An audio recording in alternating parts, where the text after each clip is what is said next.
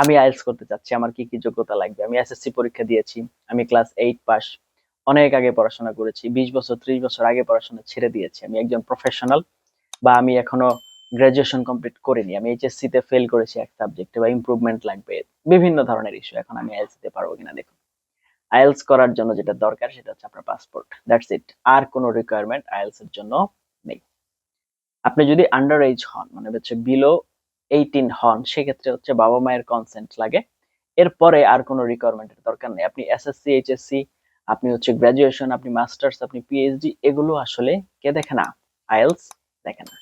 দেখে হচ্ছে আপনার পাসপোর্ট, আপনি রেজিস্ট্রেশন করেছেন কেন। কারণ আইএলটিএস এর ভিতরে বিভিন্ন ক্যাটাগরি আছে, যেমন লাইফ স্কিল আছে A1, A2, B1। এগুলো কারা করে? এগুলো যারা হচ্ছে আপনার মূর্খ, এক কথা ইংরেজি শুধু বলবে এবং লিখবে, তারা ইংরেজি রিডিং পড়বেও না, ইংরেজি লিখবেও না, তারা শুধু বলবে এবং শুনবে। তো এই ধরনের আরো অনেক ইনফরমেটিভ পাওয়ার জন্য দয়া করে চ্যানেল সাবস্ক্রাইব করে পাশে থাকতে ভুলবেন না।